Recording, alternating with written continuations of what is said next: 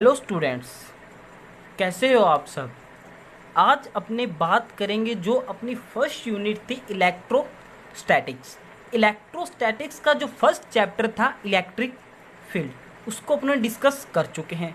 आज अपने डिस्कस करेंगे जो चैप्टर 2 है इलेक्ट्रोस्टैटिक्स का, गोस लॉ एंड इट्स एप्लीकेशन। तो सबसे पहले अपने बात करेंगे कि एरिया वेक्टर क्या होता है, मतलब एरिया वेक्टर का मीन क्या और कैसे बनता है वो एरिया वेक्टर। तो मैं आपको बताता हूँ एरिया वेक्टर कैसे बनेगा। ठीक है, मान लो मेरे पास ये कोई सरफेस है, या मेरे को इस हाथ को एज्यूम करो कि ये कोई सरफेस है जिसका एरिया मेरे पास एस है। एस क्या, इसका सरफेस एरिया है। ठीक है, अगर बात करूँ तो इस हाथ का एरिया वेक्टर कहाँ बनेगा, तो एक ही बात याद रखनी है, जो एरिया वेक्टर होता है हमेशा सरफेस के क्या होगा, परपेंडिकुलर होगा। कैसे होगा, अगर सरफेस इस प्रकार रखा हो तो इसका परपेंडिकुलर क्या हो जाएगा, ये हो जाएगा, इस डायरेक्शन ऊपर की तरफ। अगर सरफेस इस प्रकार है अपना, तो इसका जो एरिया वेक्टर होगा वो क्या होगा, इसके परपेंडिकुलर इस प्रकार होगा। अगर बात को, जैसे ये मेरे पास कोई सरफेस है, इसका जो एरिया है मेरे पास एस ले लिया मैंने। ठीक है, इस पे मैं कोई एक स्मॉल एलिमेंट एज्यूम करूं जिसका मेरे पास एरिया मान ले कितना है, ds है। इस ds पार्ट का जो एरिया वेक्टर होगा वो क्या होगा, इसके परपेंडिकुलर होगा। कहाँ होगा, ऊपर की तरफ होगा, जिसको मैंने एन कैप से डिनोट कर दिया। एन कैप क्या है, यूनिट वेक्टर है जो क्या बताएगा, एरिया वेक्टर की डायरेक्शन को बताएगा। तो याद रखना, जो एरिया वेक्टर होता है किसी भी सरफेस के क्या होगा, वो परपेंडिकुलर होगा। हमेशा हर टॉपिक में इस एरिया वेक्टर का यूज होने वाला है इस चैप्टर के अंदर। दोबारा बता देता हूँ, जो एरिया वेक्टर होगा किसी भी सरफेस के क्या होगा, परपेंडिकुलर। मान लो सरफेस ऐसे रखा है तो एरिया वेक्टर ऊपर, अगर ऐसे रखा है तो एरिया वेक्टर कहाँ हो जाएगा, इधर। अगर ऐसे रखें सरफेस को तो एरिया वेक्टर कहाँ हो जाएगा, इसके परपेंडिकुलर इधर हो सकता है या इधर हो सकता है, होगा उसके परपेंडिकुलर। तो देखो, bye convention the vector associated with every area element of A close surface. एक बात और, वो सरफेस कैसा होना चाहिए, क्लोज होना चाहिए। वो सरफेस कैसा होना चाहिए, क्लोज होना चाहिए, उसके लिए लागू होगा ये। दूसरे आगे क्या देखा है, surface is taken to be in the direction of outward normal. Outward मतलब बाहर की तरफ होगा इसका जो एरिया वेक्टर होगा, और कैसा, नॉर्मल मतलब उसके परपेंडिकुलर होगा। तो ds vector equals to ds n cap. N cap क्या होता है, यूनिट वेक्टर होता है जो क्या बताएगा, इस एरिया वेक्टर की डायरेक्शन, और डायरेक्शन कहाँ होगी, इसके बाहर की तरफ। आगे बात करते हैं, here delta S area element, कोई एलिमेंट लिया ds, ठीक है, and n cap is unit vector is the direction of outward normal at the point. उस पॉइंट पे क्या होगा, उसके डायरेक्शन को बताएगा। अब बात करते हैं अपने इसका जो नेक्स्ट टॉपिक है, इलेक्ट्रिक फ्लक्स। तो सबसे पहले बात करेंगे जो इलेक्ट्रिक फ्लक्स होता है उसको अपने फाई ई से डिनोट करेंगे। तो सबसे पहले मैं आपको इसको समझाता हूं, इलेक्ट्रिक फ्लक्स होगा क्या, जो फाई ई है अपना, बाद में अपनी बात करेंगे। मान लो मेरे पास ये कोई प्लस क्यू चार्ज है, कोई भी चार्ज हो सकता है, माइनस क्यू चार्ज हो सकता है, प्लस क्यू चार्ज हो सकता है। तो मैं यहाँ पे कोई plus Q charge, positive charge लेके चल रहा हूँ। इस पॉजिटिव चार्ज के कारण जो अपना इलेक्ट्रिक फील्ड होगा वो कहाँ होगा, अपनों ने बताया था पॉजिटिव चार्ज का जो इलेक्ट्रिक फील्ड होगा बाहर की तरफ होता है, और नेगेटिव चार्ज का जो इलेक्ट्रिक फील्ड होता है अंदर की तरफ होता है। तो पॉजिटिव चार्ज का इलेक्ट्रिक फील्ड कहाँ होगा, बाहर की तरफ होगा। ये लो जी, इसकी तरफ मैंने बाहर की तरफ इलेक्ट्रिक फील्ड बना दिया, इसका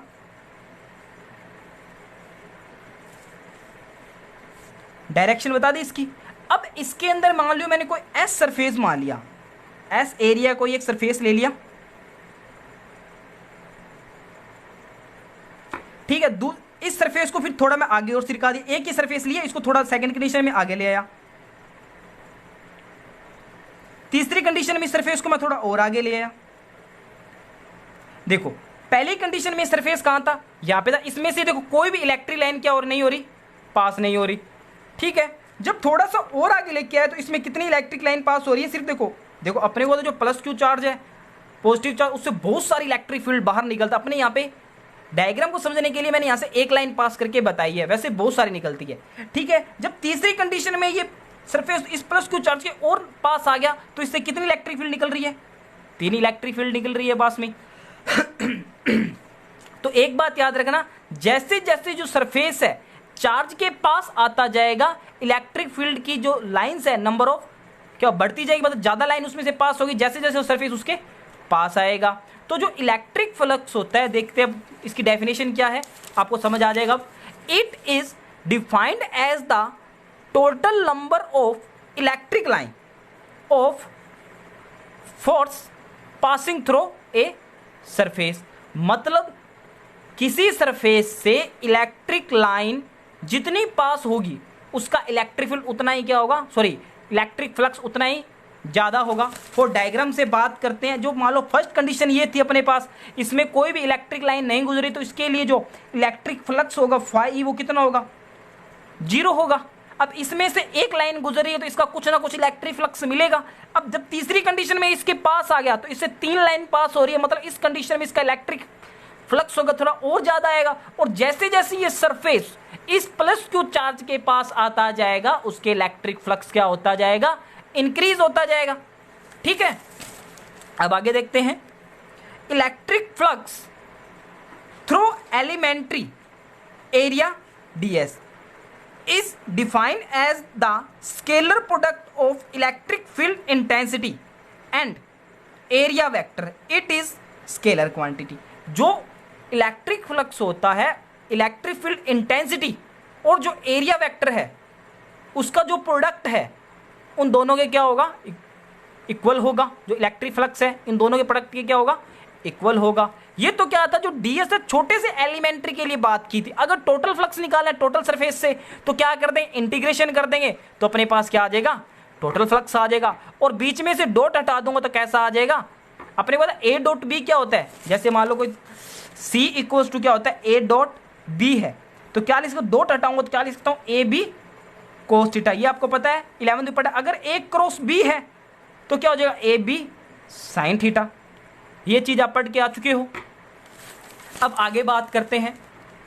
याद रखना जो थीटा एंगल है, मोस्ट मोस्ट मोस्ट इंपॉर्टेंट आपको बात बताने जा रहा हूं। याद रखना जो थीटा एंगल है वो किस किस के बीच बनेगा, एक तो इलेक्ट्रिक फील्ड इंटेंसिटी और ds, मतलब एरिया वेक्टर और इलेक्ट्रिक फील्ड की इंटेंसिटी के बीच जो एंगल होगा वही क्या लेके चलेंगे, अपने थीटा लेके चलेंगे। 4 देखते हैं। एक चीज और समझाता हूं आपको, देखिए मान लो ये मेरे पास क्या है, यूनिफॉर्मली इलेक्ट्रिक फील्ड है। क्या है, यूनिफॉर्म इलेक्ट्रिक फील्ड है जिसकी डायरेक्शन इसमें बताई हुई है। ठीक है, इसमें मैंने क्या किया, कोई सरफेस लेके आया, इस इलेक्ट्रिक फील्ड में थीटा एंगल पे लाके रख दिया। कोई सरफेस मैंने थीटा एंगल पे लाके रख दिया। ये लो जी। अब जो ये थीटा एंगल है, ये वाला थीटा एंगल नहीं है जो अपने मान के चल रहे हैं। अब इसका थीटा अपने को पता है, जो फ्लक्स होता है वो क्या होता है, ई ds कोस थीटा, ई ds कोस। अब ये थीटा एंगल देखते हैं। अब थीटा एंगल इस जो सरफेस लेके चले हैं ये वाला, इसके क्या होगा, परपेंडिकुलर होगा बाहर की तरफ। क्या होगा, बाहर की तरफ। ये थीटा एंगल पे रखा तो कुछ इस प्रकार अपने को एरिया वेक्टर मिलेगा, इसका ds वेक्टर। तो ये जो एंगल बना है इलेक्ट्रिक फील्ड के साथ, ये एंगल होगा ये वाला थीटा। बात समझ आई। अब देखो बात करते हैं नेक्स्ट, इसकी यूनिट होगी न्यूटन मीटर स्क्वायर पर कूलम, क्योंकि इलेक्ट्रिक फील्ड की इंटेंसिटी की जो यूनिट होती है न्यूटन पर कूलम होती है, और ds क्या एरिया है तो इसकी मीटर स्क्वायर, इसकी डायमेंशन ये है।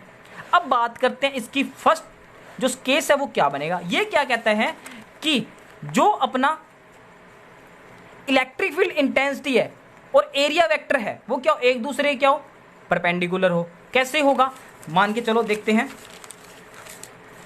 देखो ये मैंने क्या ले लिया, फर्स्ट केस की बात कर रहा हूं मैं।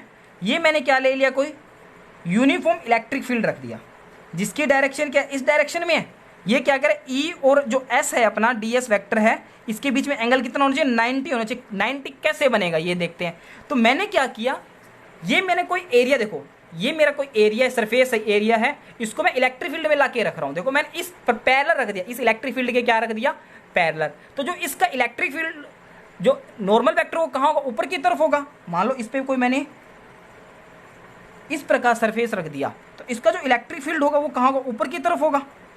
और इलेक्ट्रिक फील्ड की डायरेक्शन क्या, इस डायरेक्शन, एंगल कितना बना 90। अब एक बात देखो, जो ये पेन है ठीक है, इसको इलेक्ट्रिक फील्ड मानो, और ये मेरे हाथ को मैंने इसके पैरेलल रखा है, ये देखो, तो इसको मान लो सरफेस एरिया। अब सारी की सारी इलेक्ट्रिक फील्ड लाइन कहाँ से, उसके नीचे से निकल जाएगी या उसके ऊपर से निकल जाएगी। इस हाथ मतलब जो सरफेस एरिया लिए इसमें से कोई नहीं गुजरेगी। उस कंडीशन में जो इलेक्ट्रिक फ्लक्स होगा कितना होगा, 0। अपने को फॉर्मूले से पता चल जाएगा, जो अपने को पता है थीटा कितना है 90 और फाई ई कितना होगा E D S cos theta, और कोस 90 की वैल्यू कितनी होती है 0, तो फ्लक्स कितना होएगा 0। अब बात करते हैं, मान लो यूनिफॉर्मली इलेक्ट्रिक फील्ड के अंदर मैंने कोई परपेंडिकुलर रख दिया, इस प्रकार मैंने कोई सरफेस रख दिया इस प्रकार, ठीक है, तो इसका जो एरिया वेक्टर होगा वो इसी डायरेक्शन में होगा, और इलेक्ट्रिक फील्ड की इंटेंसिटी भी क्या है इसी डायरेक्शन में है। तो इस कंडीशन में सबसे ज्यादा इलेक्ट्रिक फील्ड पास होगा। तो देखो बिल्कुल ऐसे रख दिया है, अगर जैसे जैसे मैं थीटा एंगल पे घुमाता जाऊंगा इलेक्ट्रिक फील्ड इंटेंसिटी क्या, वो फ्लक्स क्या होता जाएगा, कम होता जाएगा। इस प्रकार रख दिया है। एक यूनिफॉर्म इलेक्ट्रिक फील्ड के अंदर मैंने कोई इसके परपेंडिकुलर रख दिया, तो इसका जो नॉर्मल वेक्टर होगा इसी डायरेक्शन में, और इलेक्ट्रिक फील्ड भी क्या इसी डायरेक्शन में है। तो कोस की जो थीटा, उसमें थीटा की वैल्यू कितनी होगी 0, एक ही डायरेक्शन में, तो अपने को कोस थीटा की 0 की वैल्यू कितनी होती है 1 ई डी एस। इस कंडीशन में जो इलेक्ट्रिक फ्लक्स होगा वो क्या होगा, मैक्सिमम होगा। तो ये था अपने पास इलेक्ट्रिक फ्लक्स। याद रखना, यहाँ पे मैं आपको 3 बातें बताने जा रहा हूँ। इसमें कैसा प्रोडक्ट है, डॉट प्रोडक्ट है। अब किन्हीं भी, अब देखो ई और एस के बीच में अगर डॉट प्रोडक्ट करें तो अपने को पता है I cap dot I cap, J cap dot J cap और K cap dot K cap की वैल्यू कितनी होती है 1 होती है, ठीक है। अगर बात करें I cap dot J cap dot I cap 0, I cap dot K cap dot I cap वो भी कितना होता है 0, J cap dot K cap J cap dot K cap dot J cap वो भी, मतलब सेम के बीच में तो क्या होगा, प्रोडक्ट क्या होगा 1, और अपोजिट के बीच में मतलब अलग अलग के बीच में कितना हो जाएगा 0। मतलब I cap dot I cap, J cap dot J cap, K cap dot K cap के बीच में कितना होगा 1 होगा। एक बात और याद रखनी है, अगर फ्लक्स के आउटवर्ड है तो वो क्या होगा, पॉजिटिव होगा। अगर मान लो फ्लक्स क्या उस किसी सरफेस से बाहर निकल रहा है, पॉजिटिव चार्ज से सरफेस क्या होगा, बाहर निकलेगा। अगर मान लो नेगेटिव चार्ज है, नेगेटिव चार्ज से फ्लक्स क्या होगा, इंटर होगा, तो उसके लिए जो फ्लक्स होगा वो कितना होगा, नेगेटिव होगा। अब यहाँ पे एक न्यूमेरिकल दिया हुआ है, सिंपल सा है, कभी एग्जाम में पूछ लिया जाता है। तो देखो क्या दिया है, find the value of electric flux. किसकी वैल्यू निकालनी है, electric flux passing through an area vector. S vector की वैल्यू दे दी 5 × 10⁻³ जे कैप मीटर स्क्वायर। इन इलेक्ट्रिक फील्ड की वैल्यू कितनी दे दी 200 I cap plus 300 J cap volt per metre. तो अपने को पता है जो इलेक्ट्रिक फ्लक्स होता है वो phi equal to E vector dot S vector होता है। ये अपने बात की थी, ये रहा टोटल के लिए phi E equal to E vector dot में एस वेक्टर। अब बात करते हैं तो ई वेक्टर की वैल्यू कितनी है 200 I cap plus 300 J cap dot में, और एस वेक्टर की 5 × 10⁻³ जे कैप। अब देखो अगर आई कैप को जे कैप के साथ प्रोडक्ट किया तो कितना हो जाएगा 0, तो 0 कर दिया, प्लस अब देखो 300 जे कैप है और 5 × 10⁻³ कितनी है जे कैप, तो सेम के बीच में प्रोडक्ट कितना होगा 1, तो 300 × 5 × 10⁻³ अगर यहाँ पे क्या लिखूँ मैं जे कैप डॉट में जे कैप, तो वो कितना हो जाएगा जे कैप डॉट जे कैप 1 हो जाएगा। अब देखो इसको सोल्व करूंगा तो जो आंसर मिलेगा मेरे को 1.5 वोल्ट मीटर। तो ये था अपना चैप्टर 2 का फर्स्ट टॉपिक, जो मैंने बात की थी एरिया वेक्टर क्या होता है और इलेक्ट्रिक फ्लक्स क्या होता है। इलेक्ट्रिक फ्लक्स होता है phi E equals to E vector dot में एस वेक्टर, और जो एरिया वेक्टर होता है वो हमेशा सरफेस के क्या होगा परपेंडिकुलर होगा। तो इन दोनों बातों को आप अच्छे से वीडियो को देखकर नोट्स बना लीजिए इनके। इन दोनों बातों को हर टॉपिक के अंदर यूज होगा, इलेक्ट्रिक फ्लक्स का और एरिया वेक्टर का, जब तक ये अपना सेकंड चैप्टर चलेगा। प्रत्येक टॉपिक के अंदर अपने इलेक्ट्रिक फ्लक्स की बात करेंगे और एरिया वेक्टर की बात करेंगे।